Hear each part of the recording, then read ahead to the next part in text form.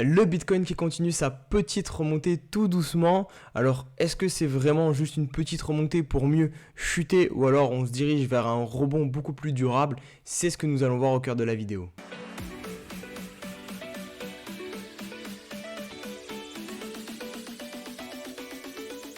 Et salut à tous les amis, c'est CryptoPartage, c'est un plaisir de vous retrouver pour cette nouvelle vidéo d'analyse. J'espère que vous allez tous très bien, moi ça va impeccable. De retour chez moi, donc je récupère tranquillement mon petit setup, ça me fait du bien et ça va me permettre de vous sortir des bonnes vidéos de qualité.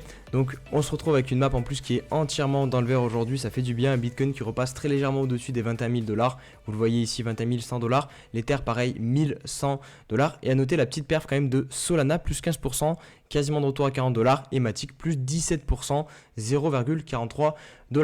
Donc de très belles couleurs aujourd'hui, on espère que ça va durer. On va analyser évidemment le Bitcoin, voir si c'est uniquement un tout petit rebond court terme ou si on peut viser beaucoup plus haut, 25 000, 30 000 et pourquoi pas aussi encore plus haut. Et puis comme d'habitude en deuxième partie de vidéo, on se concentrera sur des news, notamment côté Corée du Sud, qui commence à essayer en fait de choper l'équipe de Terra Luna, voilà, pour enquêter vraiment et voir s'ils peuvent leur mettre des sanctions. On aura aussi du côté du Salvador avec Nayib Bukele qui est pas mal critiqué parce qu'il a fait acheter donc au Salvador pas mal de Bitcoin et on verra si il met en danger ou non son pays actuellement. Si le programme de la vidéo te plaît, n'hésite pas comme d'habitude à mettre un gros pouce bleu sur la vidéo en bas, t'abonner et aussi mettre un petit commentaire, voilà, pour aider au référencement et me dire ce que tu penses en ce moment du marché.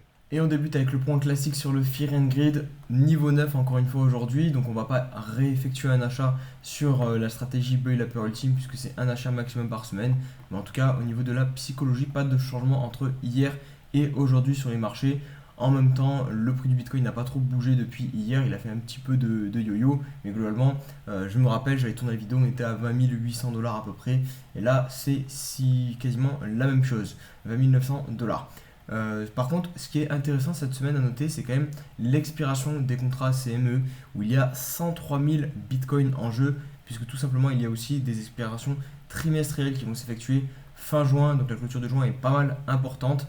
Et pour le CME, elle aura lieu le 24 juin. Donc à surveiller ce Max Pain Price qui a 30 000 $. Et ça, clairement, ça peut nous aider à avoir un petit mouvement haussier. C'est peut-être pour ça que là, en ce moment, nous sommes un petit peu en train de hausser. Alors évidemment, en général, on se rapproche quand même bien plus proche du Max Pain. Donc on verra si oui ou non, cette semaine, le Max Pain fonctionne et nous ramène tout proche des 30 000 $. Au niveau de l'analyse technique du Bitcoin, on va faire un petit peu le journalier pour commencer. Donc vous le voyez, ici on enchaîne troisième bougie verte aujourd'hui. Alors il faudra bien évidemment attendre la clôture. Pour le moment, nous sommes toujours baissiers sur le journalier, puisque pour le coup, il n'y a pas de structure haussière, on n'a pas fait de W, on est en train de globalement repartir en V bottom ici, donc attention. Pour l'instant, les bears ont toujours le contrôle sur le journalier. Pour commencer à avoir une prise de contrôle par les acheteurs, il faudra avoir un creux se dessiner au-dessus de ce premier creux. Et là, on aura vraiment un signe que les acheteurs sont de retour. Ou alors, il faudra venir clôturer au-dessus des 0,382 de Fibonacci. Puisque pour le coup, vu qu'on est descendu tellement fortement en ligne droite, on n'a même pas eu le temps de faire un creux ou de marquer vraiment un sommet significatif. Puisque selon la théorie de dos, pour inverser une tendance, ce qu'il faut faire, c'est soit casser un sommet. Donc là, pour le coup, c'est ça le problème, c'est qu'on n'a pas vraiment de sommet. Alors on peut voir ici très légèrement, je pense, un sommet. C'est pour ça en plus qu'il est relié au 0,382 de Fibonacci. Donc c'est plutôt intéressant. Et pour moi, c'est cette zone-ci ici qui pourra inverser la tendance. Si on clôture au-dessus donc de 23 200 $, on repassera haussier sur le journalier. Et vous avez un autre moyen pour inverser une tendance selon la théorie de dos, c'est faire tout simplement un creux supérieur au précédent. Donc là, pour le coup, le creux va se situer ici. Donc si on commence à dessiner quelque chose comme ça, on aura un creux supérieur au précédent. Et là, on pourra dire que les acheteurs ont repris le contrôle sur le journalier. Donc il faut attendre les confirmations tranquillement. Là pour le coup au niveau des résistances, donc pour moi là vraiment plus significatif c'est celle des 0,382 ici à 23 300 $. On pourra potentiellement noter cette petite résistance si on a eu une mèche et des clôtures à 22 000 $. Donc en plus ça fait prix psychologique vu que voilà, ça va être un prix rond quoi, les 22 000. Donc à surveiller peut-être un petit peu cette zone, mais sinon en termes de niveau de prix, il n'y a pas grand chose en termes d'informations à voir sur le journalier. On va basculer sur le 4 heures Et là, vous allez voir, c'est assez intéressant ce qu'on est en train de faire.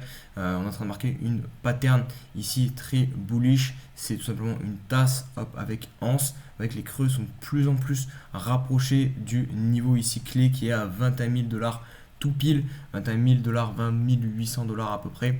Et là, vous voyez, pour l'instant, on est pile situé en dessous.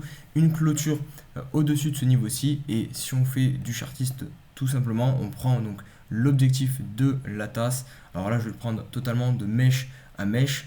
On reporte ça sur la sortie, sur le niveau de résistance. Et ça nous donne un objectif à 24 500 $. Maintenant, si vous prenez de la résistance jusqu'aux clôtures, vous allez voir, c'est intéressant. Ça nous donne pile poil l'objectif des 23 000 $ qui est le prochain niveau clé. Ici, vous voyez qu'on a buté 2 fois dessus sur cette résistance. Et il me semble que du coup, voilà, ça correspond aussi au niveau Fibonacci daily des 0,382 à 23 000 $. Donc voilà, clairement, les prochaines zones à surveiller. Sur le 4 heures, on est repassé bullish. Sur ce point-là, il n'y a pas de problème. Puisque vous le voyez bien, on a validé un petit W. On a récupéré le EMA 21. Donc on récupère un momentum haussier. Maintenant, il va falloir réussir à transférer ça sur le journalier pour avoir une dynamique et un peu plus de hausse, un peu plus longtemps et permettre comme ça de respirer un petit peu au Bitcoin. Je voulais vous montrer aussi rapidement tout ce qui va être moyenne mobile et bande de Bollinger parce que vous le voyez, on a quand même bien glissé sur la bande de Bollinger basse. Hop, vous voyez ici, on touche vraiment la bande basse Bollinger et en général tout le temps on revient à la moyenne à un moment ou à un autre et regardez, les moyennes sont en train de s'orienter aux alentours des 25 000 $. Donc clairement là, si on y va un petit peu tranquillement, qu'on attend encore 2-3 jours, la moyenne va se rapprocher de ce 0,382 de Fibonacci et on va avoir vraiment une zone de convergence où il va y avoir beaucoup de signaux qui convergent vers cette zone et là ça sera très très intéressant, ça sera un très bel endroit pour prendre des décisions.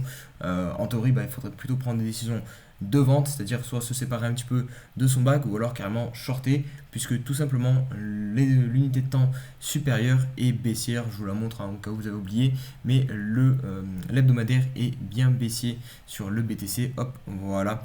Donc clairement, il faut toujours se baser sur l'unité de temps supérieure pour prendre ses décisions. Et là, en plus de ça, vous arrivez sur une résistance. L'unité de temps supérieure et baissière, donc clairement au niveau des 0,382, le plus de probabilité, la chose qui aura le plus de probabilité de se produire, c'est tout simplement une baisse. Je vous fais très rapidement aussi un petit point sur les marchés américains qui sont comme d'habitude très importants à suivre puisqu'il y a pas mal de corrélations avec le marché des crypto-monnaies et du Bitcoin. Donc pour rappel, hier le marché US était fermé lundi. Là nous sommes mardi et donc le marché US va rouvrir, donc vraiment on va suivre ça avec beaucoup d'attention. Au niveau du dollar, donc l'indice du dollar, vous le voyez, semaine dernière, on a fait donc cette fameuse prise de liquidité pour l'instant au-dessus du précédent sommet ici. Donc potentiellement, on est venu récupérer donc de la liquidité, donc c'est-à-dire des personnes qui étaient peut-être positionnées en short et qui s'étaient mis tout logiquement au-dessus du sommet précédent, qui a mis leur stop au-dessus du sommet précédent, des personnes qui sont rentrées en longue puisqu'on avait cassé un nouveau sommet et derrière on réintègre directement en dessous. Vous voyez, on a clôturé vraiment de manière très très propre, pile sous le niveau de la précédente bougie, quasiment même au même niveau. Donc pour l'instant, on n'a pas vraiment fait en cours de clôture un nouveau sommet. Donc ça, c'est assez intéressant et ça nous laisse l'espoir de venir marquer un double top, un M et ensuite de réintégrer sous la résistance ici à 100 $. C'est clairement le scénario le plus bullish qui pourrait nous arriver. Donc on va espérer qu'il se mette en place. Sinon, tant pis, le dollar continuera de monter jusqu'à la zone des 120 $ qui est toujours, attention, je le précise, le plus probable parce que là, pour le coup, nous sommes bien en tendance haussière et donc voilà, il faut suivre la tendance, donc c'est ce qui devrait se produire. Au niveau des marchés américains maintenant, le SP500 semaine dernière, c'est assez catastrophique, on a perdu la zone des 0,382 de Fibonacci plus le support weekly. Vous voyez ici qu'on avait quand même bien réagi dessus, ça nous avait offert un beau rebond, on avait d'ailleurs venu retester ce niveau pour le swapper en résistance maintenant, et là on a clôturé juste en dessous, donc il faudrait espérer très très vite une réintégration au-dessus de 3800 $. Sinon, ça sera retour minimum au niveau du 0,5 Fib, plus une ancienne résistance weekly ici à 3500 points. Et on peut même imaginer facilement un retour aussi sur la zone ici des 3200 points où le 0,618 de Fibonacci se trouve. Donc attention, objectif récupération des 3800 points sur le SP500. Sinon, ça sera une dégringolade bien plus basse. pour le SP500. Les deux autres indices américains, le Nasdaq, pour le coup, on arrive sur support. Lui, il est déjà sur son 0,618 de Fibonacci. Donc, il va falloir cette semaine, objectif, le tenir. Et pareil pour le Dow Jones, on est aussi sur support. Lui, c'est le 0,382 Fibonacci. Et pareil, c'est un beau support weekly. Ici, vous voyez, ça avait servi de résistance. Ici, pareil. Et ensuite, on a vu l'accélération, pullback et l'accélération. Donc, clairement, ce niveau des quasiment 30 000 points qui est pas mal important sur le Dow Jones. Donc voilà pour le petit tour sur les indices américains. Vous avez les niveaux importants à surveiller pour cette semaine. Et on se retrouve sur la partie news. Ça faisait un petit moment qu'on n'a pas fait tranquillement comme ça des news. On se pose et on blablate. Vraiment, ça fait plaisir de reprendre.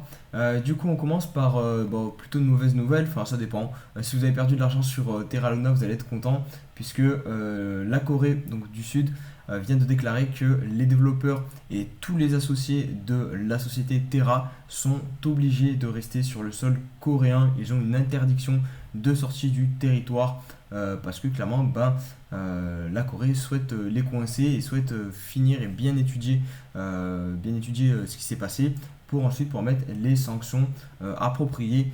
Donc voilà, clairement ils ne vont pas s'en sortir comme ça, et ça montre encore une fois que mine de rien, il y a beaucoup de personnes qui disent que la blockchain et les cryptos c'est anonyme et c'est pas traçable, etc. Alors que c'est plus ou moins complètement faux. Et vous le voyez ici dans cette affaire, finalement ils ne vont pas s'en tirer comme ça. Au niveau du président du Salvador, il y a un petit feuille qui commence à se faire, un peu comme ce qui se fait sur Michael Saylor et MicroStrategy, puisque vous le savez, ils ont dit publiquement qu'ils achetaient des bitcoins, et lui c'est pour le coup le premier pays du monde à avoir accepté le bitcoin comme moyen de paiement. Et du coup, il dit qu'il n'est pas du tout prêt à faire banqueroute. Déjà, de 1, parce que pour faire banqueroute, il faudrait déjà accepter la perte, il dit. Donc, tant qu'ils n'ont pas vendu les bitcoins, en soi, il n'y a pas de perte. Donc là, il est sur une moins-value, ça c'est sûr. Par contre, une moins-value de 55%, ce qui équivaut à 58 millions de dollars. Le ministre des Finances, lui, il dit que c'est environ 40 millions de dollars et pas 58. Mais bon, ici, j'ai trouvé un site très intéressant qu'ils ont mis dans l'article. En gros, vous avez le portefeuille, du coup, ils l'ont appelé Nayib Bukele portefeuille. Alors, c'est plutôt le portefeuille du Salvador, là, pour le coup, où vous avez tous les achats qu'il a effectués. Et du coup, vous avez aussi sa moyenne de prix. Donc, on voit ici, en vert, c'est la moyenne de prix. Donc, il a actuellement un prix moyen sur tous les achats qu'il a effectués de Bitcoin de 45 000 dollars. Il a un nombre total de Bitcoin de 2300 Bitcoin. Et vous voyez ici, chaque achat est noté. Ça avait commencé le 9 mai 2022, non pardon, le 6 septembre 2021, c'est mieux, avec 200 bitcoins qui avaient été achetés pour un prix moyen de 51 000 dollars. Donc c'était quand même pas mal cher. Finalement, il avait commencé ici, vous voyez, assez haut sur le prix du BTC.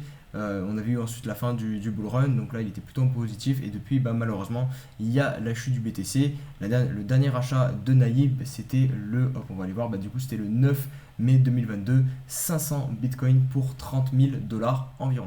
Et on va conclure les news du côté de la Russie, qui annonce vouloir potentiellement utiliser la blockchain comme moyen de transaction internationale, puisque vous le savez très probablement, la Russie est enclin à des sanctions économiques suite à la guerre en Ukraine. Notamment, ils se sont fait exclure du réseau SWIFT. Donc pour les paiements à l'international, c'est beaucoup plus compliqué pour eux. Et du coup, on a ici un revirement un petit peu de situation, puisque pour rappel, la Banque centrale de Russie était plutôt contre les crypto-monnaies. Et là, elle étudierait en fait la solution d'utiliser la blockchain pour réaliser les paiements à l'international.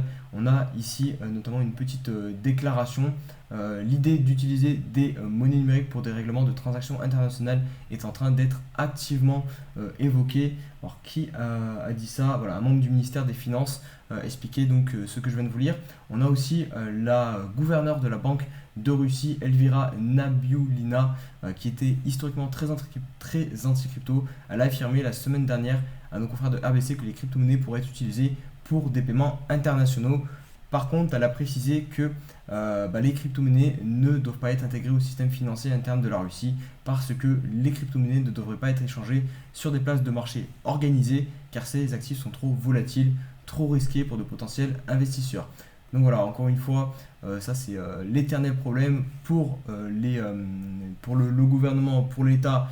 Ils ont le droit d'utiliser les crypto-monnaies, mais par contre les petits retail, c'est trop dangereux pour vous, vous ne pouvez pas l'utiliser. Donc voilà, ça change pas. Mais en tout cas, c'est quand même intéressant de voir que la Russie se penche clairement sur la technologie blockchain et ça démontre encore toute l'utilité que peut avoir cette technologie blockchain. Là, évidemment, on se méfiera parce que je sais qu'il peut y avoir le fameux débat, attention, c'est la Russie, c'est le mal, parce que c'est pas mal orienté comme ça dans les médias français. Personnellement, moi, je vous laisserai vous faire votre propre avis, mais en tout cas, on ne peut que entre guillemets, féliciter et apprécier ce que peut apporter la blockchain en termes de technologie. Voilà les amis, j'espère que la vidéo vous aura plu. Si c'est le cas, comme d'habitude, n'hésitez pas à mettre un gros pouce bleu en l'air, vous abonner à la chaîne YouTube et tous les réseaux sociaux qui sont en barre de description. Et on va se dire à demain pour une nouvelle vidéo. Allez, ciao ciao.